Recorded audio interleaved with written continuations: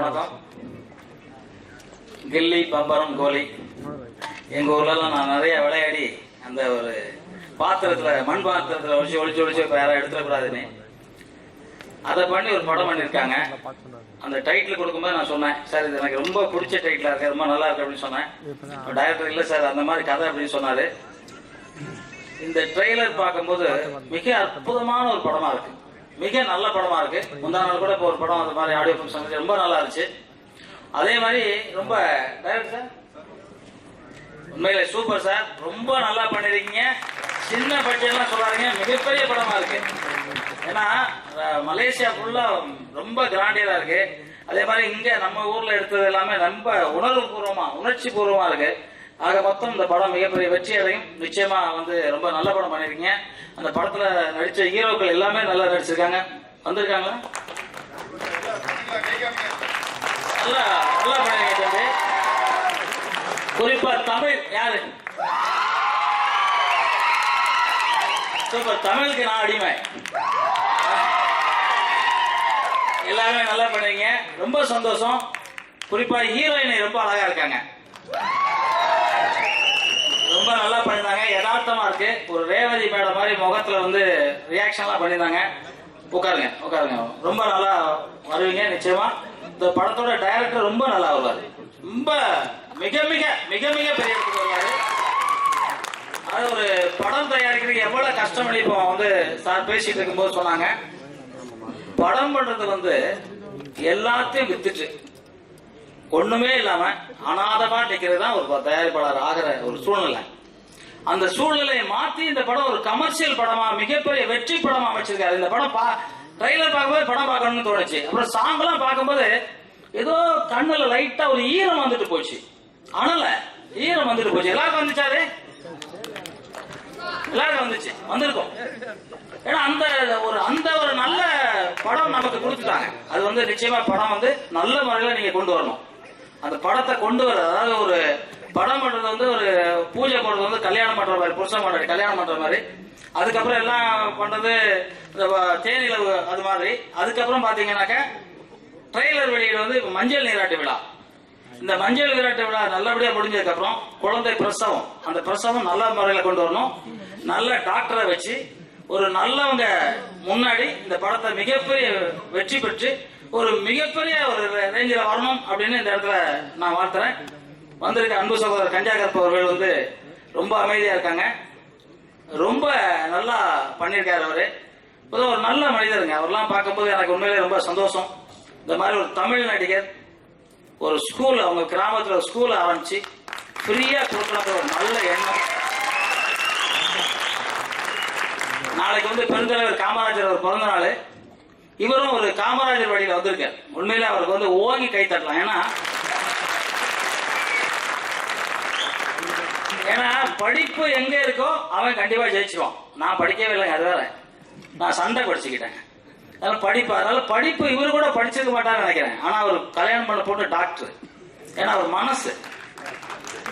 ஐயா நீதிபதி அவர்கள் வந்திருக்காங்க, அசோக் சார், சினேகன் சார். இந்த பாடல் அத்தனையும் எழுதியிருக்காரு அவருக்கு ஓங்கி கை தரல. ஏன்னா உண்மையில பிரமாதமா பண்ணிருக்காங்க சாங்கு. சினேகனாவே ஒரு என்ன சொல்றது, அதிர்வு சாங் அவ்வளவு நல்லா பண்ணிருக்காங்க. பட்டியல் சேகர் மிகப்பெரிய தயாரிப்பாளர், அவங்க பையன் ஒருத்தர் மிகப்பெரிய ஹீரோ, ஒரு பையன் மிகப்பெரிய டைரக்டர். மாதிரி பெரியவங்க எல்லாம் வாழ்த்து வந்திருக்காங்க. தன்சேல் சார் வந்திருக்காரு. அவர் மிகப்பெரிய தயாரிப்பாளர். தயாரிப்பு என்னென்ன பண்ணணுங்கிறதுலாம் அவர் சொல்லியிருந்தாரு. இப்போ பேசும்போது கூட சொன்னாங்க, இப்ப நான் தான் இப்போ வாட்ஸ்அப்ல பார்த்து தயாரிப்பாளரே அடிச்சுட்டாங்க அப்படின்னு கேள்விப்பட்டேன். ஒரு அம்மாவும் அப்பாவையும் ஒரு புள்ள அடிச்சா எப்படி இருக்குமோ அதுதான் அந்த தயாரிப்பாளர் அடிச்சது. யார் அடிச்சாங்கன்னு எனக்கு தெரியல. நான் இப்பதான் வாட்ஸ்அப்ல பார்த்தேன். அது பெரிய வருத்தமான நிகழ்ச்சி. யாரா பண்ணினாலும் சரி, அது எந்த இது பண்ணினாலும் பெரிய தப்பான விஷயமா நான் நினைக்கிறேன். இனிதான் அதை கேட்கணும். நான் இப்பதான் வாட்ஸ்அப்ல பார்த்தோன்னு நான் பட்டியல் சார்கிட்ட கேட்டேன். அவர் சொன்னார், ஆமா அடிச்சுட்டாங்க அப்படின்னு. தயாரிப்பாளர் அடிச்சுட்டு இன்னொருத்தவங்க வேலை செய்யும்போது பெரிய கஷ்டமான விஷயம். ஸோ அதுக்கும் இந்த இடத்துல நான் கண்டனத்தை தெரிவிச்சுக்கிறேன். ஒரு தயாரிப்பாளர் மேல யார் கை வச்சிருந்தாலும் அதுக்கு இந்த இடத்துல நான் கண்டனத்தை தெரிவிச்சுக்கிறேன். அதுக்கப்புறம் இந்த படங்கள் நல்லா வர்றதுக்கு ரசிகர்கள், இப்ப நீங்க இப்ப வில்லன் நடிகர் பாத்தீங்கன்னா செம்ம பாடியா நல்லா ஹைட்டா இருக்காரு. ஆனா அவர் இன்னும் ஹீரோவா தெரியல, எனக்கு வில்லனா தெரியல. இன்னும் தெரியல, எனக்கு தோணல. எவ்வளவு பேர் வந்திருக்கீங்க அவர் கூட? ஹீரோ தான், அதான் சொன்னேன். சூப்பர் ஸ்டார் எப்படி வந்தாரு? அதான் சூப்பர் ஸ்டார் எப்படி வந்தாருன்னா வில்லனா தான் வந்தாரு, அதுக்கப்புறம் தான் சூப்பர் ஸ்டார் ஆனார். ஸோ அது மாதிரி சரத் சார் பார்த்தீங்கன்னா அது மாதிரி ஒரு ஒரு நல்லா இருக்காரு. அவர் நல்லா வரணுங்கிறத இந்த இடத்துல சொல்லிக்கிறேன். நீங்க யாரு கூட வந்தாலும் சரி, எப்படி வந்தாலும் சரி, தமிழை நேசிக்கிறவரும் சினிமாவை நேசிக்கிறவரும் திருட்டு சீடி வாங்கி படம் பார்க்காதீங்க.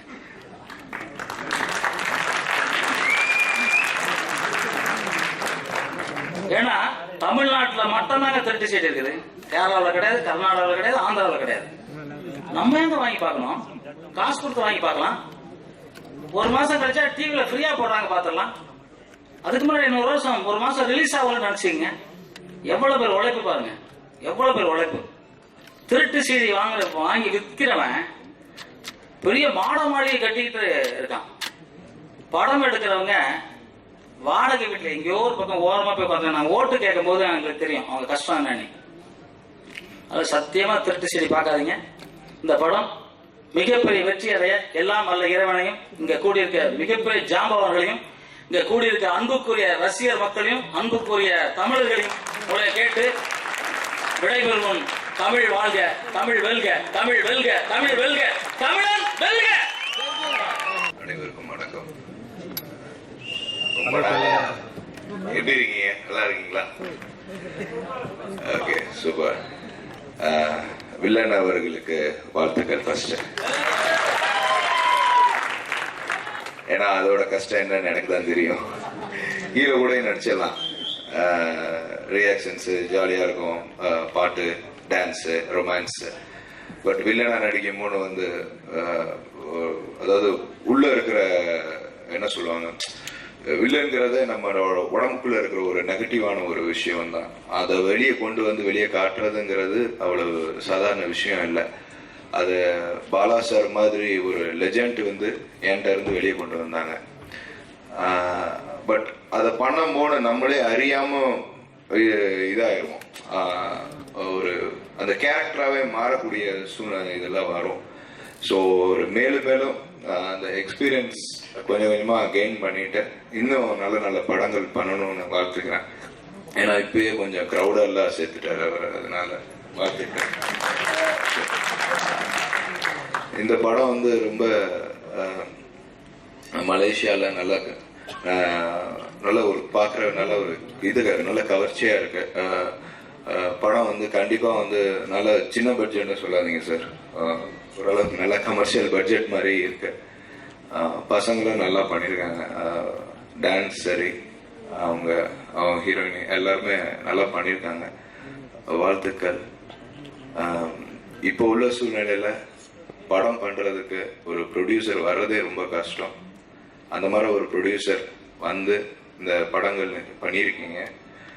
ஃபஸ்ட்டு வந்து ப்ரொடியூசர் அவருக்கு வந்து வாழ்த்துறோம். ஏன்னா ப்ரொடியூசர் வந்து இல்லைன்னா ஏன்னா ஒரு படத்தை எடுத்து ரிலீஸ் பண்ணி ஒரே நாள் 3 நாள் தான் வந்து உயிர். அதுக்கு வெள்ளி சனி ஞாயிறு திங்கட்கிழமை என்ன ஆகும் அப்படிங்கறது வந்து அவங்களுக்கு தான் தெரியும். ஆனா புதுசா ஒரு ப்ரொடியூசரா முளைச்சுக்கிட்டே தான் இருப்பாங்க, அதை அழிக்க முடியாது. எப்படி கன்னிசாமி மாதிரி ஐயப்பன் கோயிலுக்கு அந்த மாதிரி கிரியேட் ஆயிட்டு தான் இருப்பாங்க. ஆனா இவங்க வர்றவங்க வந்து நிரந்தரமா இருக்கணுங்கிறதுக்காக தான் ஆசைப்படுறோம். ஏன்னா தனஜெயன் சார், ஜேஎஸ்கே சார் இவங்க எல்லாம் வந்து நல்ல நல்ல படங்கள் கொடுத்தவங்க பட்டியல் சார். ஏன்னா ஜேஎஸ்கே சார் வந்து அவங்களோட படம் வந்து ஜெயிச்ச படத்துல எல்லா படமும் நான் பண்ணியிருக்கேன், நடுவில் கொஞ்சம் பக்கத்துக்கானா அவரோட படம் பரதேசி எல்லாமே இதற்கு தானே ஆசைப்பட்டாய கூட. ஸோ எல்லாத்துலேயும் அவர் காம்பினேஷன்ல இருந்திருக்கேன். அப்போ உள்ள ஸ்டேஜ் 2013 2014 உள்ள ஸ்டேஜ் இப்போ இல்லை. ஏன்னா நானே இப்போ ஒரு படம் தயாரிச்சிருக்கேன், பெரிய பட்ஜெட் படம். தேங்க்யூ. ஏன்னா சார் நான் என்னதான் இருந்தாலும் அப்போ உள்ள பப்ளிசிட்டி வந்து 2 கோடி ரூபா அந்த மாதிரி பப்ளிசிட்டி பண்ணாதான் அப்பயும் சரி இப்பயும் சரி ரீச் ஆகுது. ஆனா பிசினஸ்ங்கிற பேசும் போன வந்து சார் அந்த படம் அப்படி போயிருக்கு, இந்த படம் அப்படி போயிருக்கு, அதெல்லாம் வந்து பிரச்சனையே கிடையாதுங்க. ஒரு ஆர்டிஸ்ட் வந்து லாஸ்ட் படம் ஃபிளாப் ஆச்சுன்னா அடுத்த படம் வந்து பெரிய ஹிட் ஆகும். ஏன்னா அந்த அந்த ஜானர்ல தான் வந்து இந்தியன் சினிமாவே போயிட்டு இருக்கு. அது 6 லட்ச ரூபா பண்ணுச்சு அப்படின்னு சொல்லி 6 லட்ச ரூபா வாங்கினீங்கன்னா பெரிய இன்னைக்கு வந்து பெரிய ஜாம்பவானாவே இருக்கலாம். அவர் படம் கடைசியில 15 கோடி பண்ணிருக்கோம், இன்னைக்கு 200 கோடி வியாபாரம். அதுதான் சினிமா. அந்த நம்பிக்கையில தான் வந்து எல்லாரும் படம் எடுத்துக்கிட்டு இருக்கோம். எல்லாரும் அதாவது எக்ஸிபிட்டர்ல இருந்து, டிஸ்ட்ரிபியூட்டர்ல இருந்து, ப்ரொடியூசர்ல இருந்து. ப்ரொடியூசருங்கிற வந்து பணம் போட்டாதான் எல்லாமே இன்னைக்கு உலகமே தான். சினிமா எத்தனை தொழிலாளிகள், நான் வந்து நடிக்கும் போனதான் வந்து அதை தெரிஞ்சுக்கிட்டேன். நான் போய் நடிக்கும் போது அந்த கம்ப்ளீட் அந்த லைட் மேன்ல இருந்து எல்லாரும் படுற கஷ்டங்கள் இருக்குது. ஒரு நிமிஷம் கூட வந்து தூங்க மாட்டாங்க. நம்ம போய் கேரவன்ல உட்காந்து தூங்குவேன்னு சொல்லிட்டு தாரத்தப்பட்ட ஃபுல்லா நான் கேரவன்ல இருக்கவே இல்லை. நான் அவங்களோட தான் இருந்தேன். அது எல்லாத்துக்கும் தெரியும், அந்த யூனிட்ல இருந்தவங்க எல்லாத்துக்குமே தெரியும். ஸோ அந்த கஷ்டத்தை தெரிஞ்சனாலதான் அடுத்த படமும் வந்து நம்ம என்னன்னா நம்ம ப்ரொடியூஸ் பண்ற படங்கள் வந்து என்ன வழி அப்படின்னு தெரியும் நம்மளுக்கு. ஒரு பணமும் செலவழிக்கும் போது தெரியும். நான் மருது படம் நடிச்சிட்டு இருக்கும் போது அந்த சைடு தர்புதரை ப்ரொடியூஸ் பண்ணிட்டு இருந்தேன். ஸோ நான் அங்கே நடிக்கும் போது எனக்கு பிரேக்ல வந்து போன் எடுத்துட்டு போய், என்ன சார் இந்த பேமெண்ட் அனுப்பி விடுங்க சார், அந்த பேமெண்ட் அனுப்பி விடுங்க, எனக்கு இதை கிளியர் பண்ணுங்க, அந்த ஆர்டிஸ்டிக் பேமெண்ட். ஸோ 2 டென்ஷனை ஏத்துக்கிட்டு எவ்வளவு ஹீரோஸ் இன்னைக்கு வந்து ஹீரோஸ் இறங்கி படம் எடுக்க ஆரம்பிச்சிட்டாங்க. எல்லா ஹீரோஸுமே வந்து இன்னைக்கு ஒண்ணா இறங்க ஆரம்பிச்சிட்டாங்க. இறங்கி எல்லாருக்கும் ப்ரொடக்ஷன் ஹவுஸ் இருக்கு. இன்னைக்கு அவங்களும் தனத்தான முன்னெடுத்திக்கிற பாக்குறாங்க. யாருமே தப்பான படம் எடுக்கணுங்கிறக்காக வந்து யாருமே சினிமா எடுக்கிறது கிடையாது. எல்லாரும் ஜெயிக்கணுங்கிறக்காக தான் படம் எடுத்திருக்கோம். இன்னைக்கு எல்லாரும் கை தட்டினீங்கல்ல. இதே டைரக்டர் வந்து நாளைக்கு ஒரு இந்த படம் பெரிய வெற்றி படம் ஆயிடுச்சுன்னா என்ன பண்ணுவீங்க? கடைசியில எல்லாரும் ஓடி வருவாங்க. அவங்க 4-5 ப்ரொடியூசர் வந்து, சார் நீங்க எனக்கு பண்ணுங்க, உங்களுக்கு பண்ணுங்க. யாருமே நிரந்தரம் கிடையாது உலகத்துல. எல்லாருக்கும் வெற்றிங்கிறது ஒரு நாள் இருக்கு. கண்டிப்பா வந்து எல்லாரும் ஜெயிக்கணும், சினிமா வாழ வைக்கணும். நன்றி, வணக்கம். Thank you so much. Good morning. மேடையில் வீட்டிற்கும் அனைவருக்கும் வணக்கம். ஊடக நண்பர்கள், பிரஸ் எல்லாருக்கும் வணக்கம். 3 ஹீரோஸும் நல்ல பேசல ரெஜிஸ்டர் ஆயிருக்கு படத்துல. You should take the cameraman and director, which is very very important. Technically it is very sound. அந்த ஸ்டெடிக்கல் ஷாட் கூட ஒன்று கூட ரொம்ப நல்லா இருக்கு. நான் இவ சொல்லி என்ஜாய் பண்ணேன். அதாவது நார்மலா 3வது ரோ 2வது ரோ கூட கழுத்து வரைக்கும் எனக்கு வலிக்கல, கழிக்க.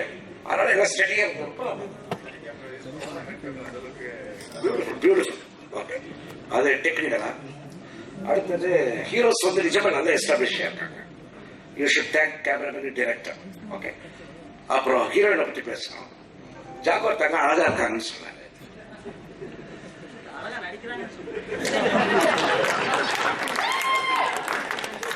நான் என்ன சொல்றேன்னா, சிரிச்சா அழகா இருக்காங்கன்ற ஒரு சின்ன ரிக்வஸ்ட் மேடம். உங்களுக்கு ஒரு பெரிய இடம் காத்துட்டு இருக்கு. சொல்லிடுற பாயிண்ட சொல்ல அப்புறம் உங்க இஷ்டம். தமிழ் தெரியாதுல்ல உங்களுக்கு, இது வேற பிரச்சனை.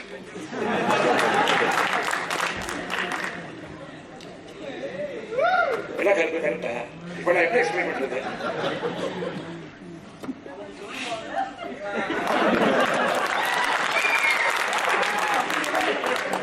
மோஸ்ட்லி இப்போ தமிழ்நாட்டில் வந்து வந்தோரை வாழ வைக்கும் தமிழகம்.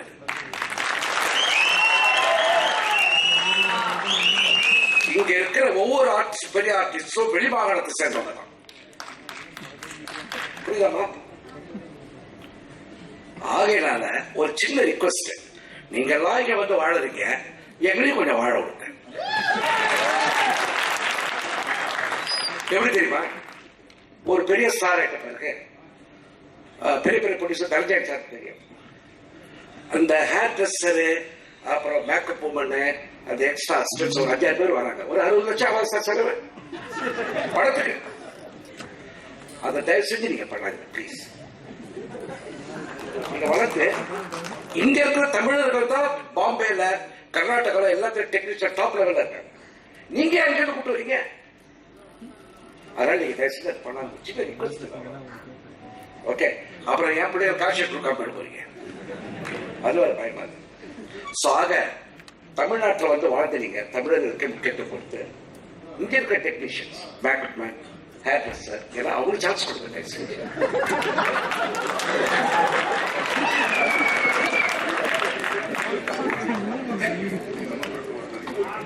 இல்ல நீங்க சொல்ல வச்சுக்கல, பெரிய இடத்துக்கு போறாங்கன்னு சொன்னேன், அப்ப நீங்க வச்சுக்காதீங்க.